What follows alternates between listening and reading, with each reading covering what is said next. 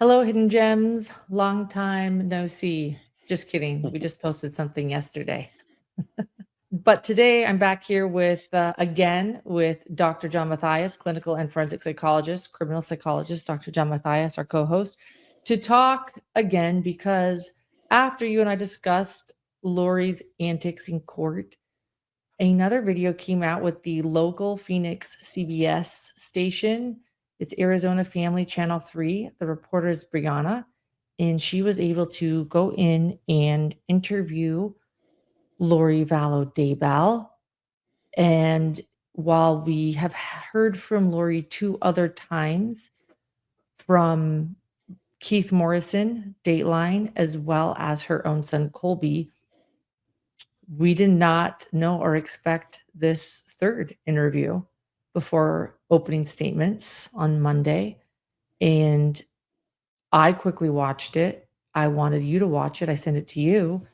And I want to know your thoughts. So, full disclosure, everyone, I do not know what John thinks. He watched it. He said he was ready. And here we are. So, this is like our phone call talking about it before we've talked about it with each other. Just a note, you sent it last night at like 11:30 p.m. So I'm like, okay. It was a little too late for me to get to it last night, but I did watch it this morning, and hence here we are. What did I think of it? Well, her tone is a lot more benign than it was with Keith Morrison. She seems to be calmer, and she's right. Her approach is calmer and gentler than it certainly was with Keith. With Keith, she was very combative and oppositional. So you're not seeing that here, which is interesting. I wonder if I think she feels less threatened with Brianna for whatever reasons, and I think although we didn't see the entire Keith Morrison interview, meaning we didn't see the parts that weren't on the show, but I think Keith was probably asking tougher questions, and Keith was really kind of challenging her to her core about certain things, her beliefs, and obviously that didn't go particularly well. That I don't know created a though. certain amount of anger. I don't know though. It's hard to know with Keith because we only really saw a couple minutes with Keith, and Yeah.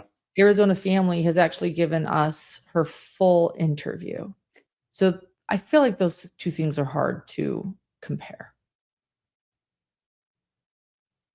Yeah, I'm just pointing out the contrast. I think the contrast is interesting. Let's dig into it. She begins with the interviewer, Brianna begins with why represent yourself? And then Lori gets on this long, rambling, obtuse answer about helping women and jail, that they're, being subjected to these inhumane conditions and they have to eat slop, and somehow she's going to represent them or advocate for them. So she sees herself as kind of a prisoner rights advocate of sorts, I guess. That's kind of her answer. But I think the other part of her answer is that she is showing these women that she can represent herself to get a speedy trial. She kind of implies that the only way to get a speedy trial in Arizona is to represent yourself. So that's part of the reason. The answer, when somebody asks me a question, why represent yourself, it seems like I should know that fairly easily. And she doesn't really, I guess she does, but she's rambling a little bit. She's not super coherent. It takes her a while to answer. Her answer doesn't really fit very well. It doesn't make a huge amount of sense. I kind of get it, but so my point here is that you're seeing her thought process a little bit, right? This is an important question. Why represent yourself? Yeah. And she's really struggling to formulate a coherent answer. I don't think that bodes well for representing herself at trial. I know I mentioned that the other day, but you have to wonder if she's going to be on point, or if she's going to be direct and focused during this trial based upon this interview. And based upon, why represent yourself? She didn't really, I guess She wants to set an example of for these other 8 women that are, according to her, that are innocent and improperly accused and jailed in Arizona. And she wants to be an advocate for them. She wants to lead by example. It's another part And of her mission, I feel. yeah, She needs a right. mission. She always But needs a it, mission. but it doesn't really, I mean, so is she saying it doesn't really answer the question. So is she saying that she wants them based on her example to represent themselves, or is she going to make statements at trial to defend these women? It's confusing, right? Like she doesn't really again, like she doesn't say because I think I can put on a better case and I want a speedy trial, and I think that, I mean, she kind of answers it later on. She says I'm what she says essentially, I mean, not in response to this first question, but what she says is I'm there to tell the truth. She says she's wrongfully accused, and she wants to tell the truth because her attorneys in Idaho didn't tell the truth. She told them to say certain things, and they didn't say those. They didn't convey those. So she's going to let us know what the truth is, which, by the way, means that this could get pretty crazy, right? Like, I don't know, whatever her version of the truth is, she's going to let us know. So we want to be there for it. Yeah, that's true. There was a bit of a tell too. While she said that the reason she wanted to represent herself was to be an advocate for these women, there was a bit of a tell where she did say she's looking forward to facing those that have lied about her. Did you catch that? I mean, Yeah, that was a whoa. When I watched, I said, "Go back," and I screen recorded it yeah, because for sure. she. It's a bit of a confession there. Like what she wants to do is face Kay Woodcock and others. Right. She said her quote is something to the effect of "I get to face the people who have lied about me." Yeah, and but that goes hand in hand with this idea of telling the truth. So Mhm. that first question about representing herself, she does, she doesn't. She answers it later, I guess. But why doesn't she just tell us that up front? Right. Right? Like she lacks the capacity and the self awareness to really answer that question, and it's a little maddening because her answer is nonsensical in a way. I mean, I guess it makes limited sense if she's going to get up there and talk about the humane conditions and these other women, but I doubt she's going to do that. And if she does, the judge is going to shut her down instantaneously, right? So I don't know. This interview starts off kind of with this fairly direct question where I represent yourself, which she tells us later, I guess why, but she can't really answer it, and it concerns me. I guess it doesn't concern me, but it certainly raises the question about her capacity to, you know, represent herself in a coherent, focused, direct manner. Certainly. A lot of things concern me. Uh, Yeah. Yeah. Another thing Um, that she oh, go ahead. Go ahead. Go in order. I know you take notes, so just go in order with your notes, and I'll ask my questions after. and so she also, along with that answer, she throws in that the women that she's going to represent, I don't know how. She's obviously not she's not their attorney. So I guess I don't know how she's going to advocate for them, but she throws in that they too are all innocent because they experienced family tragedies. So I guess she's lumping together. I don't know anything about their crimes, obviously, but she's lumping together apparently all these violent crimes under the umbrella of family tragedy, and somehow that means that they're not responsible, right? And so I thought that was interesting that she says the women are there for quote family tragedies unquote, and her goal is to uplift and strengthen the women in jail, which she said earlier. She's repeated that. That was So weird. I mean, we kind of know her perspective, right? We know from Colby and from you and I have some sources that have kind of helped us understand where she's coming from a little better. And so you and I we know all this, but I mean, to kind of again, she's pinning this on tylee. She doesn't say it in the interview because her attorney's there and shuts her down. But it's interesting to see that her perspective of the world is that there's no really, apparently according to her, there's really no such thing as murder. There's just family tragedy. And family tragedy means somehow that murderers are swept up in something bigger than themselves, so they're not responsible. Right, it's not just her, it's all the other women she's in Yeah. behind bars with. All 8 of them, which they're all, she said all 8 are on death row, by the way. And so that's interesting because, right, obviously you don't get on death row for, stealing something from a convenience store. It's You likely get murder. right, Likely it's likely murder, murder. and murder So, equates to family tragedy. right, and so but she's lumping them all. It's interesting. The most interesting thing about that to me is she's lumping all these murders under that umbrella to explain away accountability, right? To explain away responsibility that she sees. Again, it's an interesting view. She sees murder as not something an individual does to a particular person, but apparently she sees murder as something that occurs in the broader context of a family, and therefore the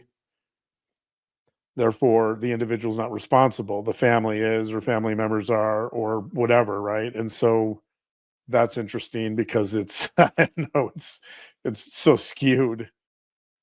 It's so divorced from reality, probably. I mean, I don't know what happened to these 8 women, but my guess is that one or more of them directly murdered someone, and I'm sure the state believes they have evidence to prove that. So whatever she sees as a family tragedy in those situations would be interesting to know. But she clearly isn't willing to take responsibility for her crimes and for what she did, and she's going to explain it away by calling it family tragedy.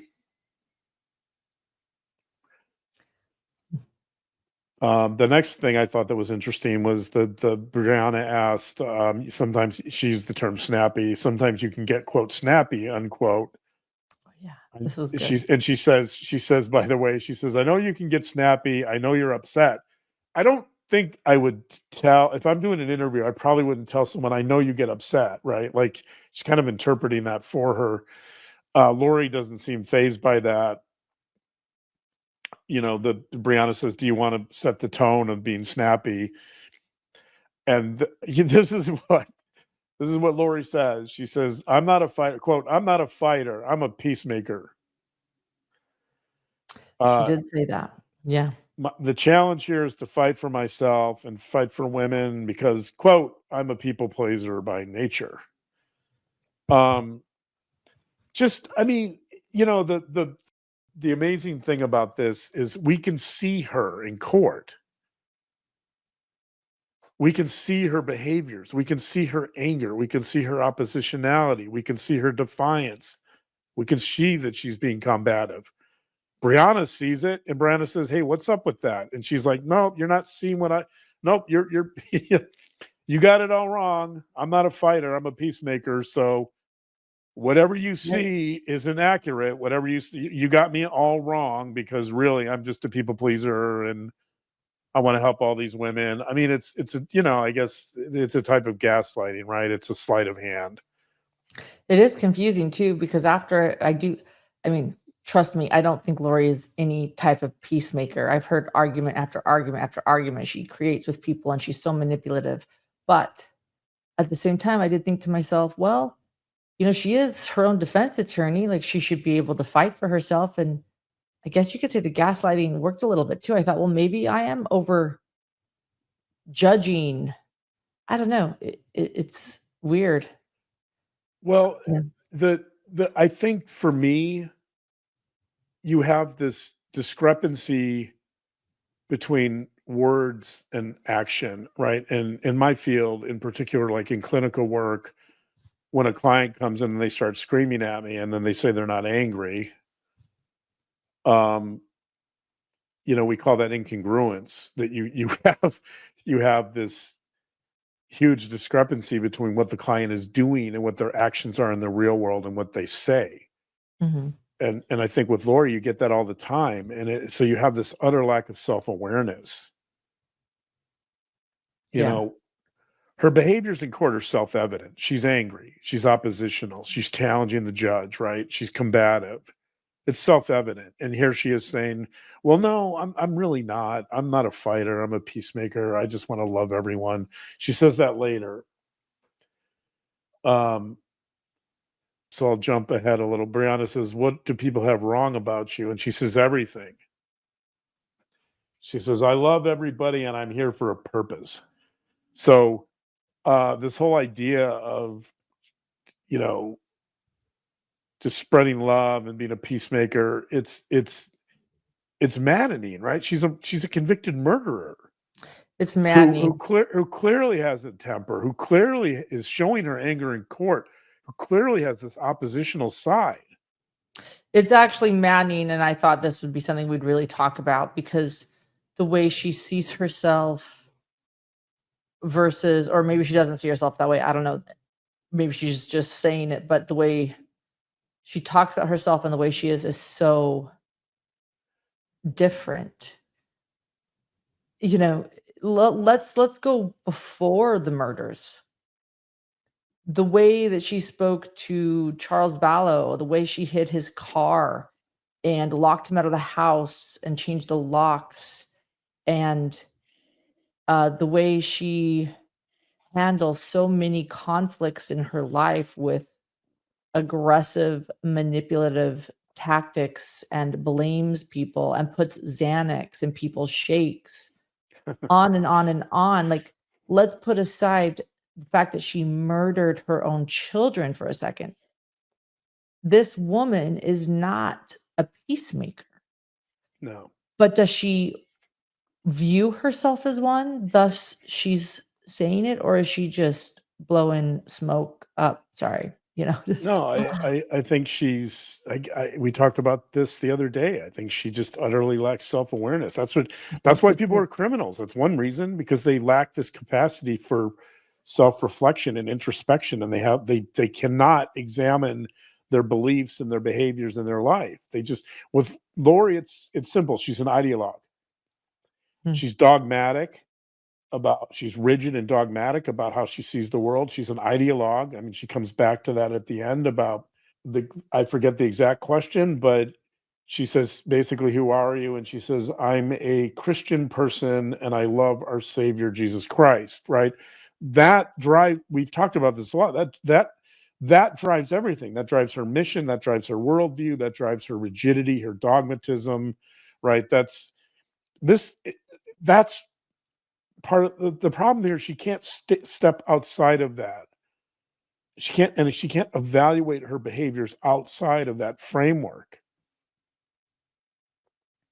And so you get this utter lack of self-awareness that she is a fighter, that she is oppositional, that she is engaging in these destructive behaviors, but she's not willing to see it because she's clinging to this view of herself as this loving Christian that just wants to help these 8 women and help people and right and do good and make a difference in society. But that's those are two different those are two different versions of Lori. That's where you get this split, right? That's the whole idea between Robert Louis Stevenson's Dr. Jekyll and Mr. Hyde. It's the same dynamic. mhm. That Yeah. as Jekyll becomes Hyde, he doesn't see it. Because he doesn't see it, Hyde takes over his personality, and so this dark side becomes predominant because he can't catch it. He can't reflect and see what's going on. He can't examine his beliefs, and you have a similar dynamic here, which we talked about a little yesterday.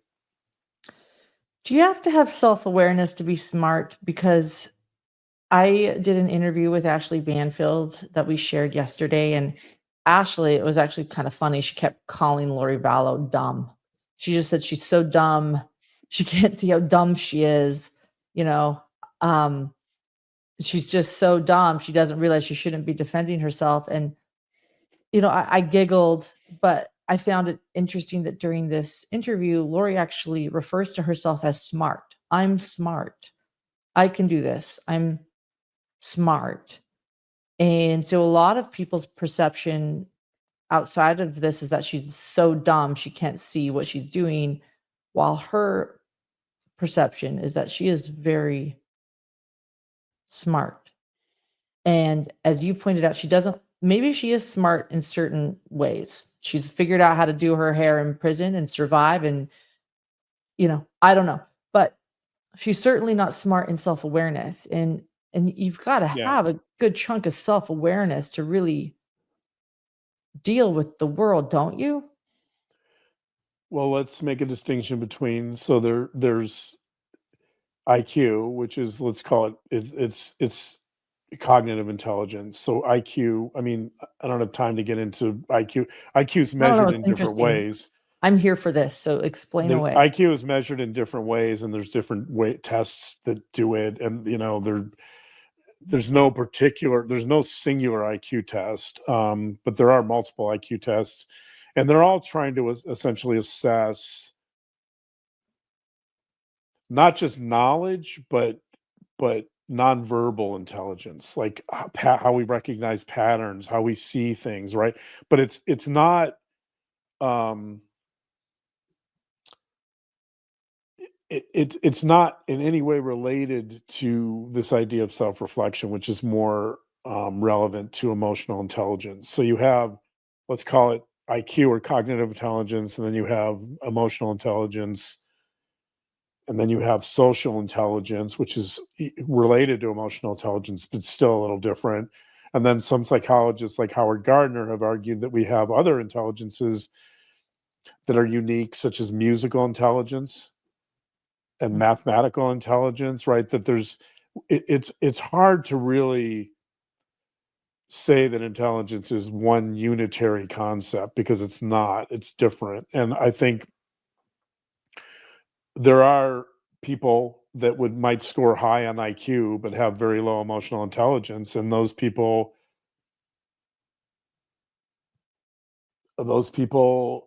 you know, I'm trying to figure out uh, I'm trying to figure out how to present this. It's that lack of emotional intelligence that I think can be really destructive. Mm. Fair enough. That if you can't, you might be smart, but if you can't relate to people, or you don't have kind of this capacity to understand yourself or understand your beliefs and how they affect the world, then you're going to make some really bad decisions, Yeah. probably. So does she have cognitive or what psychologists call just overall IQ? I don't know. I mean, I don't know what her IQ would be. I wouldn't speculate on that. It's probably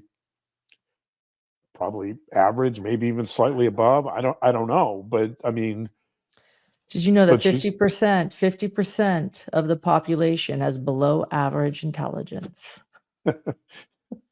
right. Well, average I don't know why that intelligence makes is me giggle. average would be considered to be in a range. Well, I know.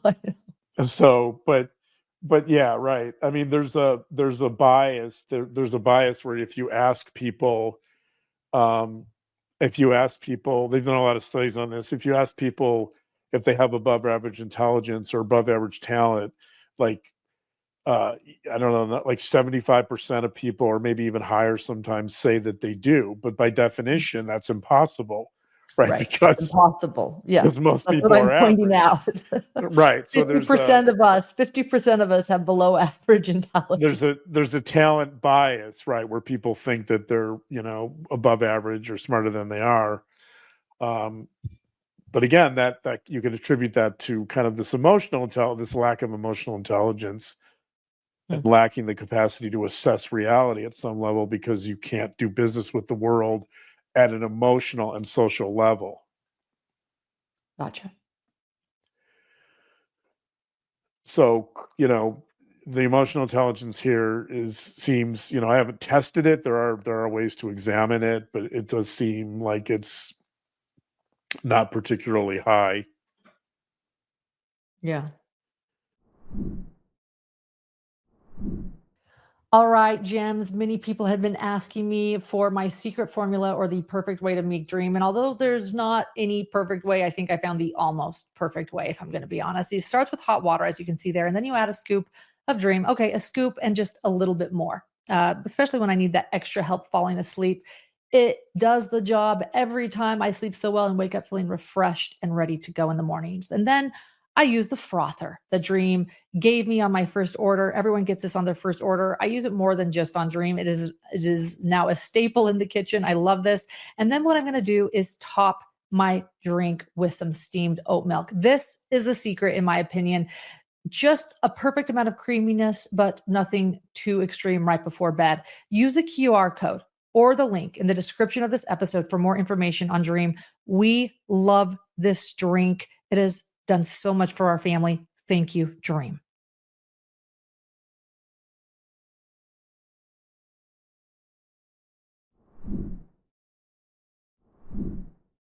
Another interesting question that she asks is she kind of, this is getting more towards the end of the interview, but she asks, why are we here? In other words, she says,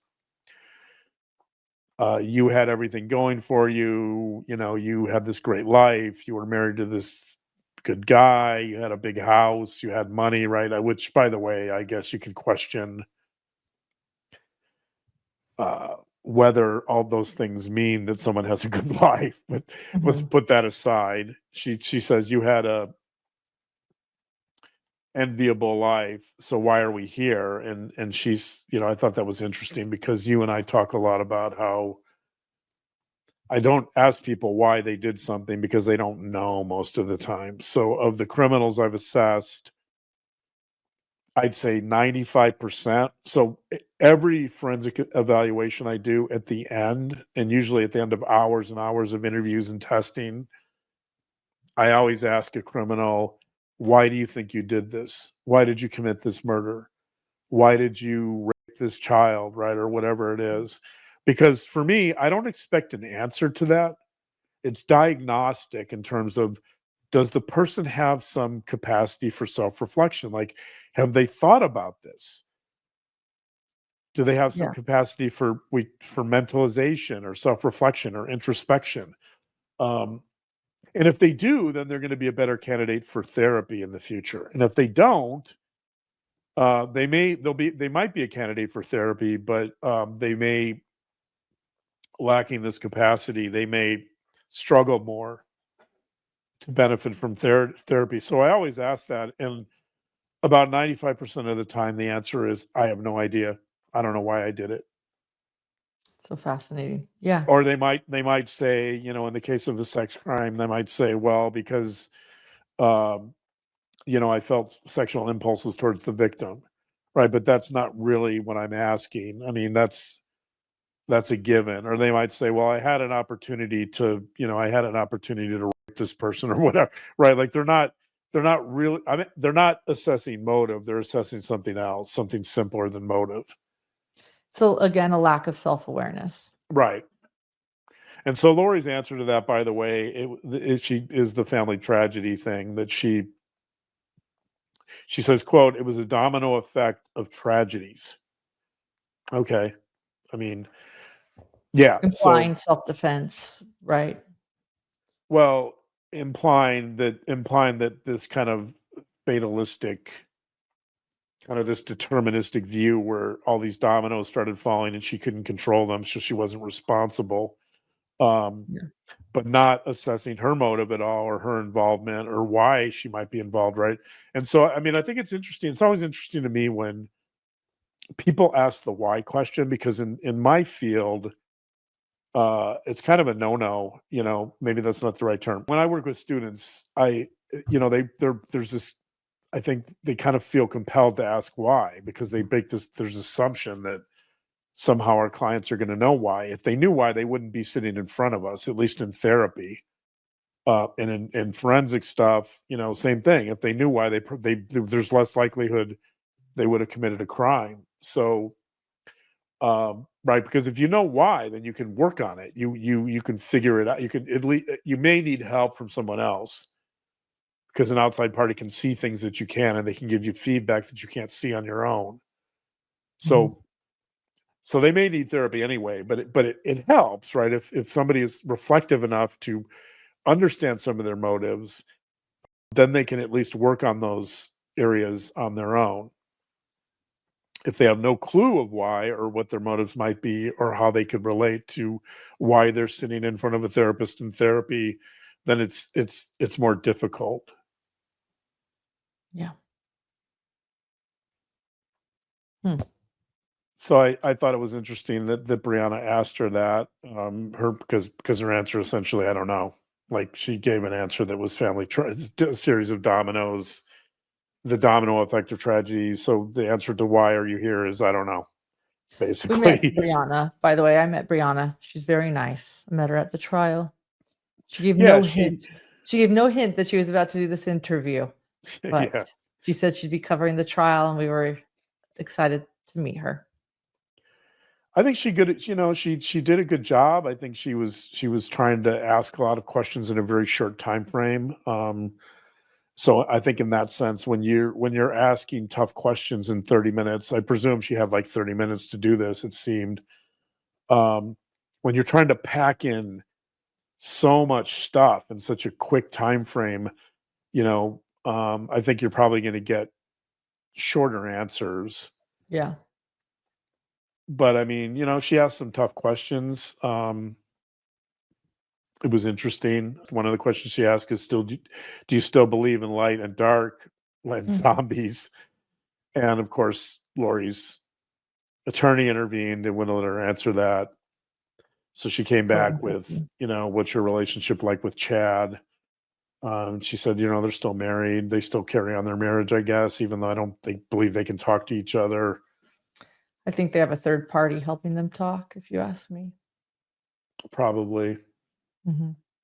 Um, what do people get wrong about you? Brianna asked. She said everything. I just mentioned this earlier. I love everybody. I'm here for a purpose. Her purpose, at least in jail, is to uphold and uplift women in jail. Which, by the way, I can see her doing. Yeah. She's quite energetic, right?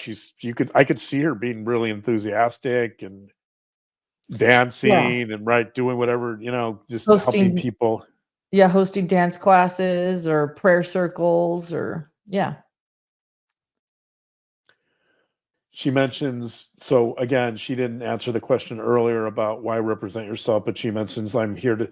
So Brianna asked her if she's going to testify, and she says she doesn't know. Uh, and does she want to be acquitted? She asks if she is her goal acquittal, and she says no. I'm there. I don't. She can't really control that. She's there. Quote: I'm there to tell the truth. I thought that was really interesting because Yeah, I can't wait to see what her version of the truth is. I mean, I guess we sort of know. I think we have a pretty good idea of what her version of the truth is, but to actually see her in mhm, court, like, talking about her version of the truth, I think that's going to be really fascinating. agree. I know, and her attorney doesn't really want her to talk about it in these interviews. Yeah. Well, I'm not. Yeah, we'll see. We'll see if she does. I assume she will because she made it clear she made it clear that her attorneys in Idaho would not let her say. She said in this interview that her attorneys, she would ask her attorneys to say things, and she said, "quote My attorneys did not say them." That was smart of And him. that was smart of them, right? And you and I, Like to not kind of, like to not blame Tylee, for example. yeah, Probably a smart move. pro- probably not going to be a crowd pleaser with the Yeah. jury. So By the way, yeah, I do have to get you to look up sometimes. Look at the camera. Look at the camera. Oh, there you are. See everyone? He does look. Okay, go back. well, yeah, I'm looking at my notes. I don't know.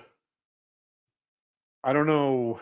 Yeah, I'm not super well trained, and you have this new camera and you put it up higher, so I feel like when I was looking at my computer camera, I could do that easier than looking Correct. up to this one. So Yeah, we're practicing. But there you go. let's get into the most. So the best part of this was at the end. Let's get into the most fascinating part of this interview. It's All the right. last I'm here question. for She it. said, Brianna asked her, "Are you prepared for a life behind bars?" And Lori says, "quote My life is mostly over because I'm 51 years old." And then Mm, she goes on to explain that even if it's her life is over, that's okay because she has this mission behind bars of helping these women that are being wrongfully, imprisoned. Apparently, they're innocent, according to her. She says she had a wonderful life, and she sees her current situation as a calling and a mission. So let's talk about why this is interesting. I mean, first of all, saying her life is over at 51 it feels like a bit of rationalization, in the sense that, what are her choices? Right? She's been convicted to life in prison multiple times over. She really doesn't have a choice. Like, I mean, maybe I don't know. It's a little bit of a defensive response, I think, in the sense that, um, she's being asked a question that,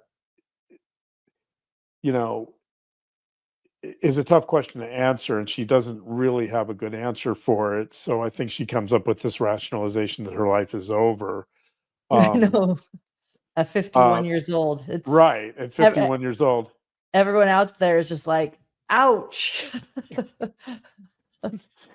I mean, it's not. I don't know. She makes it seem like she says she's a grandmother and a mother, and um, she makes it sound like she doesn't have a choice, right? But I mean, and it has to do with her age, and I mean, what she doesn't acknowledge is her life is over because she murdered a bunch of people, right? Like, that's, again, there's this utter lack of self awareness. Like, it's not her age.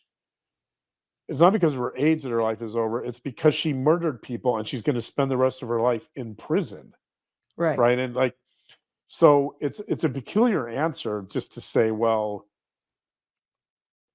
it's a very defensive kind of rationalization about my life is over because of my age. The other thing it shows, I think, that's really fascinating about Lori is, and we know this, but she's making it explicit here, is this idea that she values youth and appearance and kind of this youthful vitality, right? And this youthful presentation to the world. We know this from the way she, preps or tries to present herself every day in Mhm. court, that she's very concerned about appearances, um, and not so much concerned about, uh, you know, with age, you might lose some of that youthfulness, but you gain wisdom and you gain knowledge, right? And you you presumably, whatever wisdom people gain with age, that makes a bigger, in theory, that should make a bigger contribution to communities and society, and or it can, I guess, if if if people are willing to share that wisdom. And so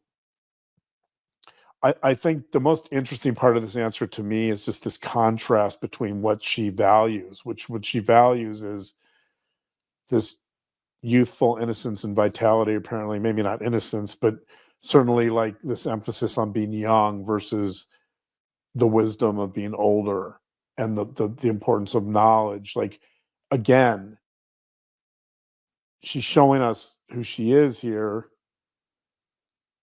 because the things that a lot of people over 50 value, she clearly doesn't. And not Right. only does she not value them, but she doesn't care. Right. So, I agree. um, and so I thought that answer was really fascinating in so many ways. Um, as someone who, I'll use the term myself, as someone who's a bit of a late bloomer myself, like, when she said that, I'm like, wow, Me that's too. crazy. Me too. Um, but uh, I have to say this. So, the other thing I thought about, so when she said that, um, I happen to be watching this show at the moment that's on National Geographic. It's showing on Disney, I think, because Disney now, owns National Geographic. And there's the show by David Blaine, who he talks about on the show that he too is 51 years old. And David Blaine, so this show is called Do Not Attempt. And for those who don't know David Blaine is a magician who also engages in these feats of endurance that can be, I think, fairly remarkable. I haven't really followed him too closely. He did some major endurance stunts in, I believe, in New York, and he's done them all over the world. But this is a fascinating show because he's traveling around the world, really looking to push himself at the age of 51. I mean, a lot of this was filmed when he was 50, in fairness, so he wasn't quite 51, but he is now. Okay. And I thought, I thought about this contrast, right? About the 51-year-old David Blaine, who in this show, I don't want to give too much away here if people want to watch it, but in the show, he lives in Vegas, by the way, too. So I wouldn't mind reaching out to him and see if he would be interested in doing an interview. I'd love to talk to this guy. He's fascinating. You're making plans. But he kisses a king cobra on the head, which, by the way, like, a king cobra is probably one of the most deadly creatures on the planet. If that king cobra turns in a split second and bites him, he's almost certainly dead. Okay. He goes to the Arctic Circle in the middle of the winter, and he finds these people that have the fascination with the cold and endurance, and they've set these records for swimming underwater in freezing temperatures, like, freezing or sub-freezing temperatures. So he goes under this ice and he swims over 100 feet. And then he has to break through the ice. And I don't know what the exact temperature of the water. It's got to be around like 32 degrees Fahrenheit, something like that. I mean, I can't even imagine it. But my point is, you have this guy, David Blaine, who's the same age, he's this master magician and endurance artist. I think he would consider himself an artist. And he's pushing the envelope like he never has before in his life at 51 years old. Right. He's open-minded, he's creative, right? He's got this cognitive flexibility. He's at this point in his life, he doesn't have to do anything else, but he does it because it's about mastery and self-mastery and showing himself what he's capable of and expanding who he is, right? He's doing all the things that Lori Daybell would never imagine. I mean, she can, obviously she's a convicted murderer, but the point is, by contrast, I think, this idea that your life somehow is over at 51 is absurd. I mean, it might be over if you go murder people, so don't murder people. If I'm presuming if David Blaine murdered someone, yeah, he wouldn't be doing this show. Right. But I point that out because there's something inspirational. Like, don't go kissing king cobras as a midlife crisis, please. Yeah, that's why it's called Do Not Attempt. He lights himself on fire and jumps off this, gosh, no, I don't even know how high it is, 150-foot jump off a bridge on fire. The stuff he's doing, it's all based, by the way, on these performance artists that he encounters all over the world. They're doing these really unique, he calls them magic in some cases, but they're engaging these really unique activities, physical feats of endurance or pain, whatever. I mean, there's different things, but it's really, I don't know, it's really mesmerizing. I mean, sometimes it's hard to watch because he's really, in some of these instances, he's really pushing the envelope in terms of life and death. And I think he would acknowledge that. But I bring it up because, when she said that, I've been watching the show, and I know that he mentions that's how old he is, and it's such a contrast. And although not directly related to Lori Daybell, I think, sometimes we don't talk enough about human potential and what people are capable of and kind of the other side of that. And Yeah. and maybe we should, and I think one thing that David Blaine brings home to me at least is, and he talks about this, that he challenges death all the time, is just the brevity of life. And what is it we need to do to get the most out of our lives? What are the risks we should take? For me, you know, when I watch this show, I think, well, my risks aren't physical. I'm not like kissing king cobras or, lighting myself on Please fire. don't. Please That's don't. not how I'm going to challenge, right? That's not how I'm going to challenge myself. I think the way I challenge myself is by kind of going into the criminal mind and touching these areas of complete darkness and complete, some people might say evil, but whatever, I don't want to use that term, but kind of approaching and touching the darkness of human beings and being capable of not only understanding it but learning from it and growing from it and not letting that darkness envelope my life or take over my life, right? There's that risk. There's always that risk. So it's a different risk than David Blaine, but it's encountering the worst in human beings, this utter, cruelty and incivility and darkness, and somehow finding a way to engage with it, both personally and professionally, in a way that's healthy and can help me grow. And that's always been my challenge over the years. And so I think, I look at David Blaine and it causes me to reflect on my life and kind of what I do and my mission. Um, and I think in a peculiar way, I feel some solidarity or kinship with David Blaine, not in the sense that I'm going to jump in Arctic water and swim 100 feet under ice, because I'm not going to do that. I'd probably have a heart attack the minute I got in the water. So yeah, I'm not going to do that. But in a different way, like I'm doing something similar. I think. I don't want to, and I don't want people to say, "Oh, I'm not comparing myself to David Blaine." I'm just saying that watching the show really, for me, caused a certain amount of self-reflection, and um, I want to give the message that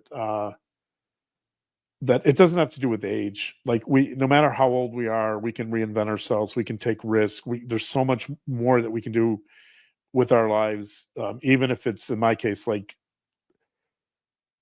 reaching through this darkness and trying to find a way through it. And now look up and look at the camera when you say that. No, the camera. You don't look at the camera. Oh, the Look camera. there. I'm so used to. You've I'm been so looking. You've trained. been looking at the wrong camera the whole time. Look up at the camera. I'm so used to looking at the laptop I know. camera. I've been watching you the whole time, and I keep thinking he's going to remember. So then you look up at the camera. Can we lower the camera? Maybe we need to lower it. Yeah, we'll lower it. We thought you wanted it higher. We'll lower it. Anyway, so that's I know I was on a little soapbox there for a minute, but I want to end with that because I love that. Because this David Blaine show is, to me, it's been inspirational, and it's kind of helped me reflect on my mission and what I do, and none of that has to do with age. So no matter how old you are, I encourage, and no matter what no matter what Lori Daybell tells you, your life is not over when you turn 50. And just remember that, the other thing I get out of this, and this is a message I tell myself time and time again, but it's just to remember the brevity of life and how important each moment is, and to really cherish and value every moment and everyone that's in front of us, and to take some risks as you need to kind of push yourself as necessary. So thank you. I love that, babe. I appreciate it. Yeah, just don't in our midlife crisis, no cults. No portals. No portals, no king cobras. Yeah. No Arctic.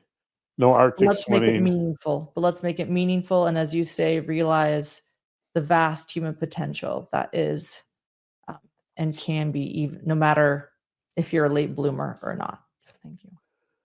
Yeah, and I think it's easy for what I do, working with criminals all the time, it's easy to lose sight of human potential because I don't see that. I see the opposite. I see humans at their worst, and actually it's the opposite, right? It's the unrealized potential of these people.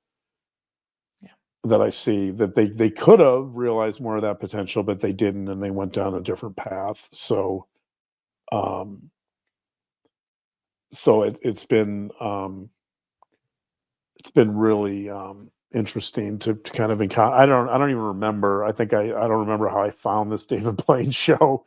Anyway, I will talk to you later, and thanks everyone for joining us on this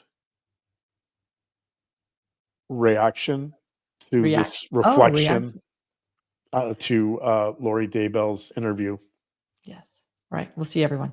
Okay.